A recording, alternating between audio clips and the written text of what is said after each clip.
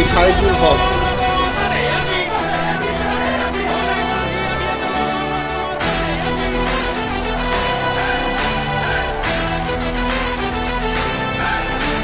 আমি শ্রী ফাইজুল হক। নমস্কার, আপনারা দেখছেন আপনাদের প্রিয় চ্যানেল S2S মিডিয়া। আজকে এমন একটা খবর নিয়ে এসেছি আপনাদের সামনে, যেটা পশ্চিমবঙ্গ তো নিশ্চয়ই, তার সঙ্গে গোটা বীরভূম জুড়ে একটা রাজনৈতিক আলোচনার বিষয় হয়ে দাঁড়িয়েছে। ফাইজুল হক বা কাজল শেখের বিরুদ্ধে একটি অনাস্থা প্রস্তাব এনেছেন জেলা পরিষদের সদস্যরা। সেই বিষয়ে আজকে আমরা বিভিন্ন দিক নিয়ে আলোচনার জন্য আজকে আমাদের স্টুডিওতে আছেন বিশিষ্ট সাংবাদিক ও S2S মিডিয়ার কর্ণধার সঞ্জয় চক্রবর্তী মহাশয়। তার কাছ থেকে এই ব্যাপারে অনাস্থা প্রস্তাব আনার ব্যাপারে কি প্রসেস আছে, কি প্রক্রিয়া আছে, কিভাবে হয়, সমস্ত খুঁটিনাটি বিষয় আজকে আমরা একটু জানার চেষ্টা করব। নমস্কার। হ্যাঁ, নমস্কার, বলুন। আজকের বীরভূম তথা পশ্চিমবঙ্গের বড় খবর রাজনৈতিক মহলে, যে বীরভূম জেলা পরিষদে সভাধিপতির এগেনস্টে অনাস্থা প্রস্তাব এনেছেন জেলা পরিষদের 19 জন সদস্য। ঠিক। তো সেই বিষয়ে আজকে আমরা যেটা জানতে চাই মেন, যে এই অনাস্থা প্রস্তাব আপনার কি মনে হয়, যে অনাস্থা প্রস্তাব হঠাৎ করে অনাস্থা প্রস্তাব এলো কেন, বা এই অনাস্থা প্রস্তাব আনলে সেই অনাস্থা প্রস্তাব কতটা কার্যকরী হতে পারে, বা তার কি সুফল পেতে পারি আমরা, বা সেটা কতদিনের মধ্যে এই অনাস্থা প্রস্তাব আনলে তাকে সরিয়ে দিয়ে অন্য কাউকে সভাধিপতি নির্বাচন করতে পারেন সদস্যরা, সেই বিষয়ে আপনি যদি দর্শকদের কিছু জানান। প্রথমেই আপনাকে ধন্যবাদ, এবং S2S মিডিয়া এত সুন্দর একটা বিষয় নিয়ে যে আলোচনায় আছে সেজন্য S2S মিডিয়াকেও অনেক ধন্যবাদ জানাই। প্রথমেই আমি একটা হাতে আমার কাগজ দেখাতে চাইব। এই কাগজটি রয়েছে সেই অনাস্থা প্রস্তাব। এখানে পরিষ্কার উল্লেখ করা হয়েছে যে the West Bengal panchayat act 1973, a special meeting of the Jila Parishad to move a motion of no confidence against the Sabadhipati name Sri Faizul Haq, son of late Samsul Haq, Papuri Birbhum, Nanur Birbhum। এই হচ্ছে সেই letter. এই লেটারটা আজকে move করা হয়েছে। কারা move করলেন না, জেলা পরিষদের বর্তমান যে সদস্য রয়েছেন, জেলা পরিষদে 52 জন সদস্য, 52 জন সদস্যের মধ্যে একজন মারা গেছেন অরুণ চক্রবর্তী, আর একজন কংগ্রেসের, তাহলে থাকলো 50। তো 50-এর যদি আমরা 3 ভাগ করি, 3 ভাগের 1 ভাগ, তাহলে মোটামুটি 3 17 51 হয়। 17 জন মতো সদস্য যদি 1973-এর যে পঞ্চায়েত অ্যাক্ট আছে এবং যার ধারা হচ্ছে 146, West Bengal panchayat amendment act, এবং 2010 দ্বারা যে নিয়মকানুন আছে তাতে বলা হচ্ছে যে 1/3 মেজরিটি যদি সদস্যরা চায়, সভাধিপতি বা সহকারী সভাধিপতির বিরুদ্ধে তারা অনাস্থা প্রস্তাব আনতে পারেন। তো সেই আইনকে কাজে লাগিয়ে ইতিমধ্যেই 19 জন সদস্যের একটা স্বাক্ষরিত নো কনফিডেন্স মোশনের একটা লেটার, এবং তার সঙ্গে এই যে স্বাক্ষর, এই স্বাক্ষর করা প্রত্যেকের সদস্য 19 জন সদস্য তারা কিন্তু আজকে জমা দিয়েছেন। কোথায় দিয়েছেন জমা? ডিভিশনাল কমিশনার বীরভূম জেলা প্রশাসন এবং সভাধিপতি বীরভূম জেলা পরিষদ ফাইজুল হক বা কাজল শেখকে। নর্মালি যখন এই ধরনের প্রস্তাব আসে, অর্থাৎ যখন অনাস্থা আনা হয়, সেক্ষেত্রে কিন্তু যার বিরুদ্ধে অনাস্থা আনা হচ্ছে তাকেও কিন্তু চিঠি দিতে হয়। তো সেই মতো করে 3টি জায়গায় চিঠি কিন্তু ইতিমধ্যেই দিয়েছেন। এবার আমি একটু নামগুলো পড়তে চাইবো, কারা এই চিঠি দিলেন, কারা এর মধ্যে স্বাক্ষর করেছেন। 19 জন যে নাম আমি দেখতে পাচ্ছি, আমার কাছে যে তালিকা রয়েছে, তার প্রথম নাম হচ্ছে নবগোপাল বাউরি, আখি অধিকারী, তারপরে হচ্ছে বিশ্বনাথ দাস, মুনমুন লাহা, নারায়ণচন্দ্র হালদার, বিকাশ রায়চৌধুরী। এই নামটাতে একটু আমি থামতে চাইব। বিকাশ রায়চৌধুরী বীরভূম জেলা পরিষদের 2 টার্মের তিনি সভাধিপতি ছিলেন, তৃণমূল সদস্য, তৃণমূল পার্টি থেকে তিনি বিলংস করেন। এখানে যারা নো কনফিডেন্স মোশন আনছেন তারা সকলেই কিন্তু তৃণমূল কংগ্রেসের সদস্য। বিকাশ রায়চৌধুরী পরে আলোচনায় আসছি। তারপরে হচ্ছে প্রদীপ কুমার ভকত, নূরজাহান বেগম, তারপরে হচ্ছে সাকিলা বেগম, শামশেদ বেগম, তারপর হচ্ছে আমিনা বেগম, মৌমিতা রয় চৌধুরী বিশ্বাস, তারপরে হচ্ছে সাহাবুল শেখ, তারপরে হচ্ছে কৃষ্ণা মণ্ডল, তারপরে মুনমুন বাগদি, গায়ত্রী দাস, তারপরে হচ্ছে হেমরম মাহারা, অন্যদিকে হচ্ছে বন্দনা সাহা এবং সুপ্রিয়া দাস। মোট এই 19 জন সদস্য ইতিমধ্যেই তারা চিঠিতে সাইন করেছেন এবং সভাধিপতি কাজল শেখ তার বিরুদ্ধে তারা অনাস্থা এনে ইতিমধ্যে চিঠি জমা করেছেন। আপনাদের মনে থাকবে সোশ্যাল মিডিয়াতে আমরা একটা পোস্ট করেছিলাম যে 29 তারিখে কিছু একটা জেলা পরিষদে হতে চলেছে। তো আমাদের কাছে কিন্তু ইতিমধ্যে এই বিষয়টা খবর ছিল যে জেলা পরিষদে একটা বড়সড় কিছু হতে চলেছে। সেটা এরকমই খানিকটা আমরা আঁচ করতে পেরেছিলাম, কারণ বিগত দিনে সভাধিপতি কাজল শেখ বা ফায়জুল হক কাজল শেখের বিরুদ্ধে বেশ কিছু অভিযোগ আসছিল যে জেলা পরিষদ ঠিক করে চালাচ্ছেন না, বেশ কিছু ক্ষেত্রে জেলা পরিষদকে ব্যক্তিগত কাজে ব্যবহার করছেন, নিজের আত্মীয় স্বজন পরিজন এবং পরিমণ্ডিত যারা রয়েছে তাদেরকে কাজ ডিস্ট্রিবিউশন করা হচ্ছে। জেলা পরিষদের ভেতরে একটা টিম, 3-4 জনের সদস্য টিম, তারাই সমস্ত কাজগুলো ডিস্ট্রিবিউট করছে। এই নিয়ে বিস্তর অভিযোগ জমা বারবার আসছিল। অতীতে যখন বিজেপি বিরোধী দল হিসেবে ছিল তখনও বিজেপির পক্ষ থেকে অভিযোগ বারবার করেছে, এমনকি জগন্নাথ চট্টোপাধ্যায়, ধ্রুব সাহা তখন বিরোধী দলনেতা, বর্তমানে মুখ্যমন্ত্রী শুভেন্দু অধিকারী বারবার বীরভূমে যখন সফর করেছেন এই বিষয়গুলো কিন্তু তুলে ধরেছেন। হজ হাউস বানিয়ে দেওয়া হয়েছিল, মুসলিম সম্প্রদায়ের মানুষ বেশি কাজ পিচ্ছিল, ইত্যাদি ইত্যাদি বিভিন্ন অভিযোগ আমরা শুনেছি। তার পাল্টাও সেই সময় কিন্তু সভাধিপতি কাজল শেখের উত্তর করেছেন। কিন্তু বাস্তবে আমরা যখন গিয়ে বিভিন্ন সময় কাজ ডিস্ট্রিবিউশন বা বিষয়ে যে তালিকা, বিশেষ করে 15 FC এই তালিকাতে দেখতে গেলাম, সত্যিই তাই আমাদের কাছেও নথিতে এলো যে নিজের ভাইপো, ভাগ্নে, প্রিয়জন যারা এই সমস্ত সিন্ডিকেট চালাতেন সেই সমস্ত মানুষগুলোকে কাজ দেওয়া হচ্ছে, তালিকাও দেখলেই বোঝা যাচ্ছে। দীর্ঘদিন ধরে এটা চলছে, কাজ করেছিলেন ঠিকাদার যারা ছিলেন, বড় বড় প্রতিষ্ঠান, তাদের কিন্তু আস্তে আস্তে তারা কিন্তু পেছনের সারিতে এবং তাদেরকে অনেকদিন ধরেই অভিযোগ আসছিল। তো স্বাভাবিকভাবেই দীর্ঘদিন যদি যে ক্ষোভ জমেছে তারই ভিত্তিতে কিন্তু আজকের এই মোশন বলে আমার মনে হয়। এবং যত খবর যে 10 তারিখের মধ্যে কিছু একটা ইমোশনের ওপরে ফাইনাল একটা কিছু হতে চলেছে বলে জানা যাচ্ছে। তার মানে এটা ধরে নেওয়া যায় যেহেতু অন্য একজন কংগ্রেস সদস্য ছাড়া অন্য কোনো বিরোধী দলের কেউ সদস্য এখানে নেই, তাহলে এটা তৃণমূলের গোষ্ঠীদ্বন্দ্ব হিসাবেই মোটামুটি ধরে নেওয়া যায় না অরাজকতা? গোষ্ঠীদ্বন্দ্ব কিনা বলতে পারবো না, তবে কাজল শেখ বা সভাধিপতির প্রতি বিরুদ্ধে কিন্তু এটা অনাস্থা। তার মানে ওনাকে চাইছেন, ওনার প্রতি একটা ক্ষোভ। এবং সব থেকে মজার বিষয় এখানে কিছু বিজেপির কোনো বিষয় নাই, টোটালটাই তৃণমূলের বিষয়। কারণ এখনো পর্যন্ত তৃণমূল পরিচালিত এটা জেলা পরিষদ, পশ্চিমবঙ্গের বেশিরভাগ সব জেলা পরিষদই তৃণমূল পরিচালিত। এবং সেখানে যদি কোনো সভাধিপতির বিরুদ্ধে মোশন আনা হচ্ছে এবং নো কনফিডেন্স মোশন আনা হচ্ছে, এবং সেই ক্ষেত্রে কিন্তু যারা আনছে তারা কারা? তারাও তৃণমূলের লোক, তারাও তৃণমূলে বর্তমানে। এবার সে সব থেকে উল্লেখযোগ্য হচ্ছে বিকাশ রায়চৌধুরীও সেইখানে সাইন করেছেন, ঠিক, প্রদীপ ভকত। এবং এখানে আমি দেখতে পাচ্ছি 4-5 জন কর্মাধ্যক্ষ রয়েছেন যারা কিন্তু সভাধিপতি কাজল শেখকে কেউ তারা চাইছেন না। তারা চাইছেন যে এই সভাধিপতি বদল হোক এবং পশ্চিমবঙ্গ তথা বীরভূম জেলা জুড়ে যে কাজ থমকে রয়েছে, 15 FC, সামনে 16 FCর কাজ আসছে এবং আগস্টের 16 তারিখের মধ্যে কাজের একটা তালিকা তুলে ধরতে হবে। কারণ যে পঞ্চায়েত আইন অনুযায়ী সেগুলো যদি না করা হয়, জনপ্রতিনিধিরা যদি এই কাজগুলোকে অ্যালট না করে, তাহলে কিন্তু কাজগুলো থমকে যাবে, উন্নয়ন কিন্তু ব্যাহত হবে। এবং মানুষকে তো আলটিমেটলি জবাবদিহি করতে হবে যে, এবং মানুষকে তার পরিষেবাও পেতে হবে, পরিষেবা পাচ্ছে না। এই যে জেলা পরিষদে যারা ধরুন মানে কেন্দ্র করে যে গ্রামীণ 3 স্তর যে ব্যবস্থা, পঞ্চায়েত সমিতি এবং জেলা পরিষদ উন্নয়নের যে একটা টোটাল এরিয়া জুড়ে যে তার ব্যাপ্তি, সেটা কিন্তু দীর্ঘদিন ধরে মার খাচ্ছে। ফলে সেই জায়গায় দাঁড়িয়ে সভাধিপতি সরিয়ে দ্রুত কিন্তু তারা চাইছে যে এই ব্যবস্থার এবং এই কাজগুলো যাতে পুরোদমে চলা যায়, এটাই হচ্ছে মূল বিষয়। ঠিক। আরেকটা আমাদের প্রশ্ন যে আপনার কি মনে হয় যে এই কাজল শেখ অপসারিত হয়ে গেলে কে হতে পারেন জেলা সভাধিপতি আবার? এটা এখন লাখ টাকার প্রশ্ন। তবে আপনার কাছে দুটো বিষয় আমি দেখতে পাবো। এখানে যারা তালিকায় রয়েছে, আমি কিন্তু দুজনের সঙ্গে ফোনে কথা বলেছি।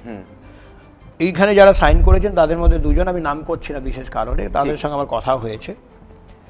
তো এই 19 জন সদস্যই শুধু নয়, 4-5 জন বাদ দিয়ে আমাকে যারা মানে আমি সোর্স আমি ঠিক। এখানে ডিসক্লোজ করছি না, তাতে বলছেন যে শুধুমাত্র এই 19 জন নিয়ম মেনে সাইন করেছেন, সবাইকে এখানে সাইন যেহেতু 1/3 দিতে হবে। 1/3 দিতে হবে। তারা যেটা বলছেন যে অন্তত পক্ষে 4-5 জন বাদে সবাই কিন্তু চাইছেন সভাধিপতি কাজল শেখকে সরিয়ে দিতে। এবং তার বিরুদ্ধে মোশানে তারা সেদিনও থাকবেন এবং তারা কখনোই চাইছেন না যে কাজল শেখ আগামী দিনে বীরভূম জেলা পরিষদের তার উপরে রাজ থাকুক। ঠিক। এবং এখানে উল্লেখযোগ্য নাম যে বিকাশ রায়চৌধুরী, তিনি 10 বছর ধরে বীরভূম জেলা পরিষদ চালিয়েছেন তৃণমূল আমলে। প্রদীপ ভকত ইনিও কর্মাধ্যক্ষ ছিলেন। হ্যাঁ, তো এখানে তারপরে রয়েছে মৌমিতা চৌধুরী বিশ্বাস, ইনিও কর্মাধ্যক্ষ রয়েছেন। তো এরকম করে 3-4 জন যারা রয়েছেন তারা কিন্তু সবাই বলছেন যে এবারে কিন্তু সরানোর উদ্যোগ পুরোপুরি পাকা। এখানে কিন্তু বিজেপির কোনো ভূমিকা নেই, এটা প্রথম থেকেই বলতে হবে, কারণ বিজেপি এখানে কোনো ফ্যাক্টর নয়। বিষয় হচ্ছে যে তৃণমূলের যে পরিচালিত জেলা পরিষদ এবং তৃণমূলের যারা কর্মাধ্যক্ষ বা সদস্য যারা রয়েছে, তৃণমূলের নির্বাচিত সদস্যরাই অনাস্থা এনেছে তাদের সভাধিপতি রেখেছে। হ্যাঁ, এবং সেটাকেই ওরা ফাইনাল করতে চাইছে এবং খুব দ্রুত চাইছে যে বিষয়টা থেকে সভাধিপতিকে সরিয়ে দিয়ে আবার একটা সুস্থিত ব্যবস্থার মাধ্যমে যাতে উন্নয়নের কাজগুলো করা যায়, জনগণ যাতে পুরো পরিষেবাটা পায়। ঠিক। আজকে ইতিমধ্যে আমরা শুনতে পাচ্ছি যে নবগোপাল বাবু প্রসেসটা কমপ্লিট হতে আইন অনুযায়ী কতদিন সময় লাগে, মানে আইনটা কি আছে এই প্রসেসটা? আইনটা কিন্তু যেটা জানা যাচ্ছে, যে আমরা যেটা জানতে পারছি যে পশ্চিমবঙ্গ সরকারের যে 1973 সালে অর্থাৎ ওয়েস্ট বেঙ্গল পঞ্চায়েত অ্যাক্ট, ঠিক, এবং এর যে 146 নম্বর ধারা আছে এবং তার ধারা পরবর্তীকালে আবার এই একটা 2010-এ কিন্তু কিছুটা হলেও সংশোধিত হয়। সেই অনুযায়ী যদি আমরা বলি যে সভাধিপতিকে বা সহকারী সভাধিপতিকে সরাতে গেলে কি করতে হয়, তো সভাধিপতির বিরুদ্ধে যে নো কনফিডেন্স বা তাকে অপারেশন, অর্থাৎ তাকে যদি আমরা রিমুভাল করি, এর যে সম্পূর্ণ একটা পদ্ধতি আছে, সেটাকে যদি আমরা 1 by 1 স্টেপ ধরে যদি আমরা করি, 7টি পদ্ধতির মধ্যে দিয়ে টোটালটা যাবে। তাতে আমি আপনাদের একটু বিষয়টা ছোট করে বোঝানোর চেষ্টা করি, আমার যারা দর্শক আছে তাদেরকে বিষয়টা জানাতে চাই।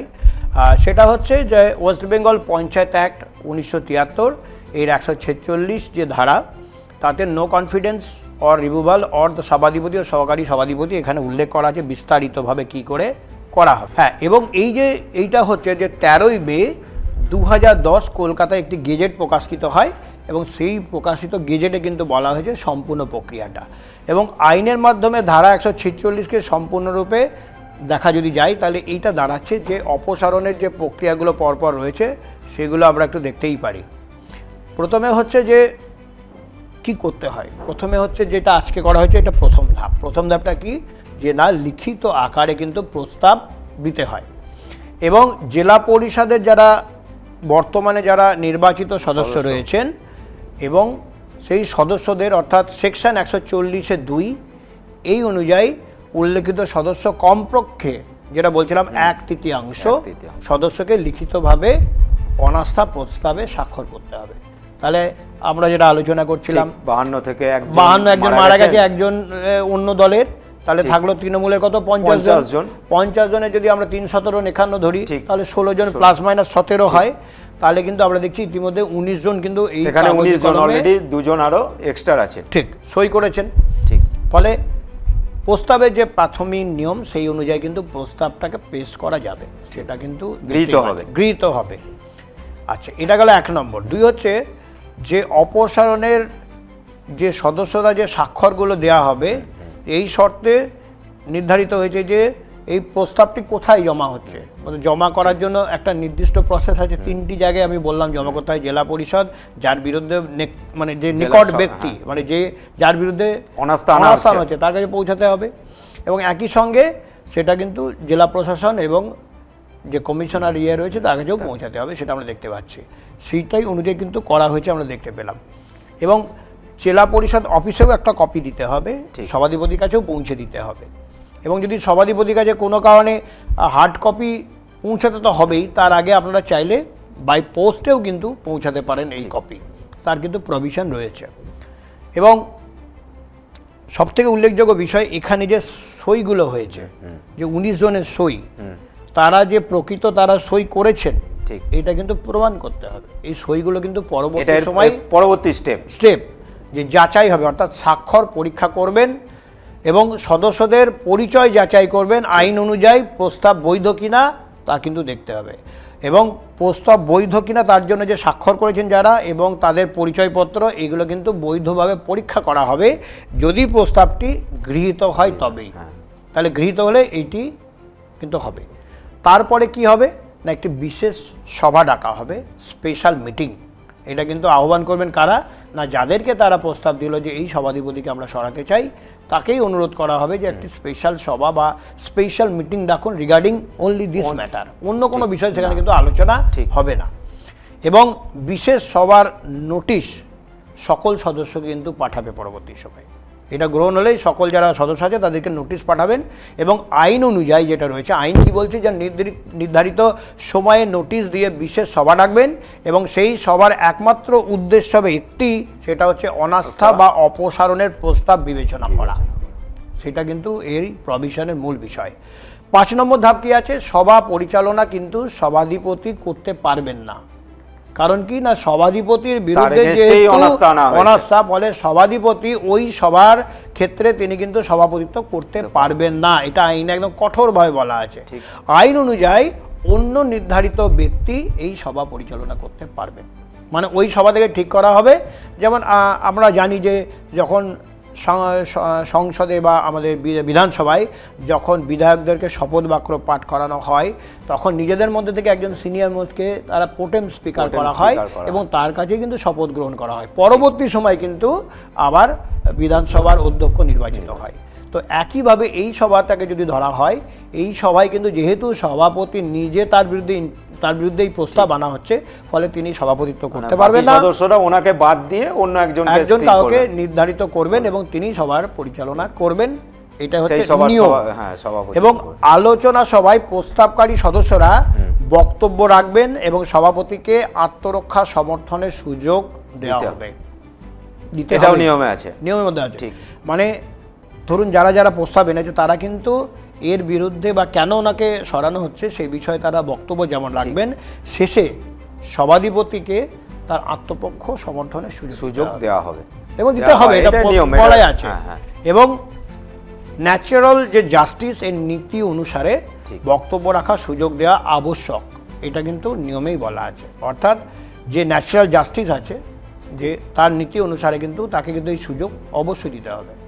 এবং 7 নম্বর ধাপ যেটা হচ্ছে যে ভোট গ্রহণ, আলোচনা শেষে ভোট হবে, ভোটাভুটি হবে। ঠিক, মানে প্রথমে যেমন আমরা দেখি কোনো একটা বিষয় যদি আমরা পার্লামেন্টেও দেখি যে মীমাংসা পর্বে যাওয়া গেল না, তখন কিন্তু আমরা দেখি যে শেষে গিয়ে কি হয়, ভোটাভুটি হয়। এখানেও কিন্তু ভোট গ্রহণের হবে এবং আলোচনা শেষে সেই ভোট গ্রহণ প্রক্রিয়া হবে। কারা এতে অংশ নিতে পারবে, বিদ্যমান সদস্যের সংখ্যাগরিষ্ঠ, অর্থাৎ যারা এখানে রয়েছেন, অর্থাৎ যদি বিদ্যমান সদস্যের সংখ্যাগরিষ্ঠ অনাস্থার পক্ষে ভোট দেন, তাহলে সভাধিপতি পদচ্যুত হবেন, অর্থাৎ তাকে রিমুভ করা হবে। এটা হচ্ছে নর্মাল যে নিয়ম। অর্থাৎ সভাধিপতিকে পদচ্যুত করতে গেলে প্রথমে আলোচনা হলো, কেন যারা প্রস্তাব এনেছেন তারা সেই আলোচনায় অংশ নিলেন এবং আলোচনা শেষে কিন্তু ভোটাভুটি হবে। এবং ভোটাভুটিতে কারা অংশ নিতে পারবেন, সেদিন যারা উপস্থিত সেই সদস্যদের থেকে ভোটাভুটি অংশ নেবেন এবং তার মধ্যে যদি মেজরিটি ভোট সভাধিপতির বিরুদ্ধে যায়, তাহলে সে কিন্তু প্রস্তাব গৃহীত হবে এবং সভাধিপতিকে রিমুভ করা যাবে। আচ্ছা, এই প্রক্রিয়াটা শেষ হবার ম্যাক্সিমাম টাইম কতটা, যে টাইম লিমিট কিছু আছে?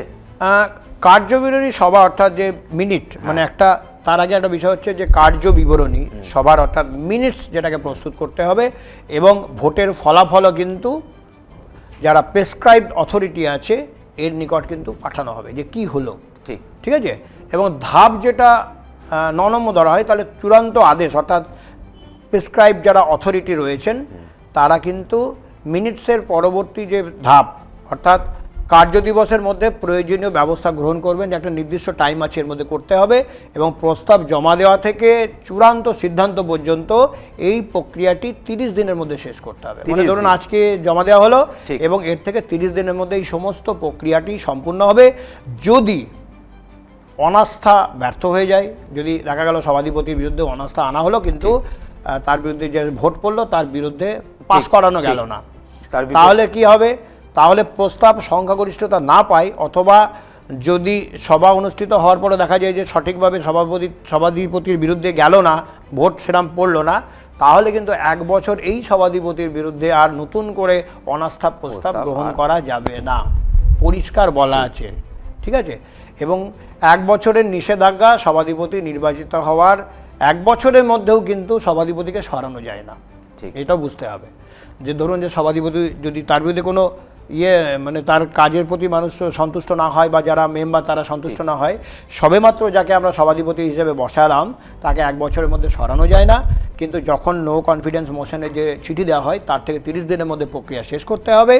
এবং যদি দেখা যায় যে সভাধিপতির যে মোশন চলছিল সেখানে কিন্তু উপযুক্ত ভোট তার বিরুদ্ধে গেল না, তাহলে কিন্তু আবার 1 বছরের আগে কিন্তু সভাধিপতিকে আর নতুন করে সরানোর প্রস্তাব নেওয়া যাবে না, নতুন করে আর অনাস্থা প্রস্তাব আর 1 বছরের মধ্যে আনা যাবে না, এটা সাধারণত যায় না।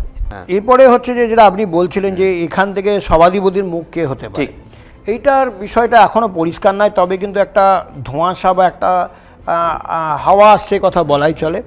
কারণ অনেকের সাথে আমার 2-1জনের সঙ্গে কথা হয়েছে, তারা কিন্তু সভাধিপতি হিসেবে বিকাশ রায়চৌধুরীর মুখকে আবার সামনে আনার একটা মানে শোনা যাচ্ছে। কিন্তু আবার অনেকে প্রদীপ ভকত রয়েছে, তারা রয়েছে, ফলে কারা আগামী দিনে সভাধিপতি হবেন তা পরিষ্কার নয়। কিন্তু দুটি নাম কিন্তু বেশ ভালোই সামনে চর্চায় রয়েছে। তার প্রথম সারিতে রয়েছেন বিকাশ রায়চৌধুরী, অর্থাৎ তিনি দুটো টার্ম, যেহেতু উনি অভিজ্ঞ, আগে দুটো টার্ম চালিয়েছেন জেলা পরিষদের। এবং অনেক যারা এখানে যারা সই করেছেন তারা অনেকেই চাইছেন যে তার সিনিয়রিটি, তার অভিজ্ঞতাকে কাজে লাগিয়ে আগামী দিনে তাকে সভাপতি করা হতে পারে বলে তারা মনে করছেন। আবার অনেকে প্রদীপ ভকতের সঙ্গেও যাচ্ছে। ফলে সময় বলবে যে কে সভাধিপতি হতে চলেছে। কিন্তু এটা পরিষ্কার যে কাজল শেখের বিরুদ্ধে যে আজকে অনাস্থা প্রস্তাব নিয়ে আসা হলো তা কিন্তু 30 দিনের মধ্যে এই প্রক্রিয়াটা শেষ করতে হবে। এবং যদিও আমরা সভাধিপতি কাজল শেখের সঙ্গে এই ব্যাপারে কথা বলার চেষ্টা করেছিলাম, তিনি কিন্তু বিষয়ে এখনও পরিষ্কার কিছু বলছেন না।